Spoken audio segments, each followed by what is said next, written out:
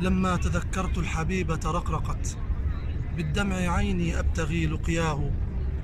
ذاك الذي رب الوجود أناره للعالمين وقد سمت بهداه. هو خير خلق الله فيه تكاملت كل الصفات وأشرقت يمناه. لما أتاه الوحي فيه مخاطبا اقرأ بغار حراء قد ناجاه. ما كان يوما قارئا متعلما حفظ الكتاب بقلبه فتلاه. عرضت عليه قريش ملك تهامة جمعوا له ما شاء كي ينساه. فأبى ثراء العيش لو وضعوا له يمناه شمسا والبدر في يسراه.